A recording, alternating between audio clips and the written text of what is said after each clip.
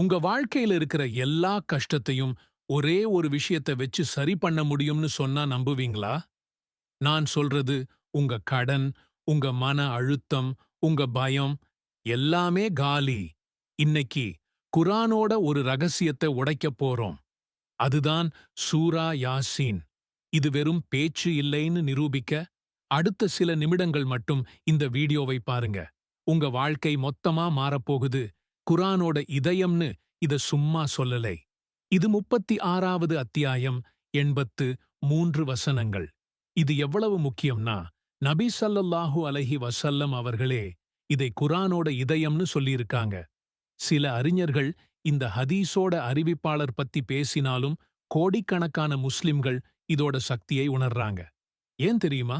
ஏன்னா நம்ம உடம்புக்கு இதயம் எப்படி ரத்தத்தை பாய்ச்சுதோ அதே மாதிரி சூரா யாசீன் இஸ்லாத்தோட மையக் கருத்துக்களான அல்லாஹ்வின் ஏகத்துவம், மறுமை வாழ்க்கை போன்றவற்றை நம்ம மூளைக்குள்ள பாய்ச்சுது. நாம எல்லாரும் தப்பு பண்றோம். ஆனா அந்த குற்ற உணர்ச்சியோடையே வாழணுமா? தேவையே இல்லை. ஒரு நபிமொழி என்ன சொல்லுது தெரியுமா? யார் ராத்திரியில அல்லாஹ்வுக்காக மட்டும் சூரா யாசீனை ஓதுறாரோ அவரோட பாவங்கள் மன்னிக்கப்படுது. அடடா! ஒரு புத்தம், புது தொடக்கம். அல்லாஹ்வின் கருணையை நாடி அவனுடைய வார்த்தைகளை ஓதுவது பாவ மன்னிப்புக்கு ஒரு சரியான வாய்ப்பு. உங்க ஒவ்வொரு நாளையும் ஜெயிக்கணுமா?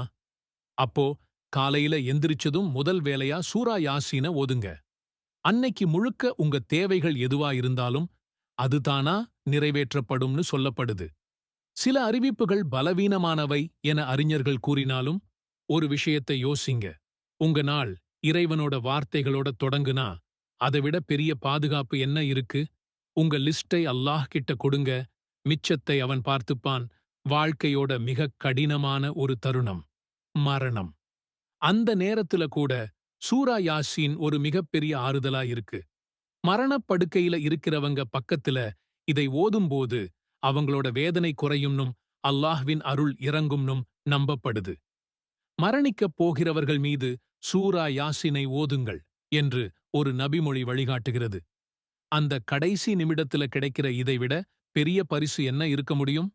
ஒரு நிமிஷம் வெறும் வார்த்தைகளை ஓதுறது லெவல் 1 தான். இதோட உண்மையான சக்தியை நீங்க அடையணுமா? அப்போ இதோட அர்த்தத்தை புரிஞ்சுக்கணும். இது வெறும் மந்திரம் இல்ல. இது ஒரு வார்னிங். ஒரே ஒரு இறை தூதரை நம்பாத காரணத்துக்காக ஒரு ஊரே அழிக்கப்பட்ட கதை இதுல இருக்கு.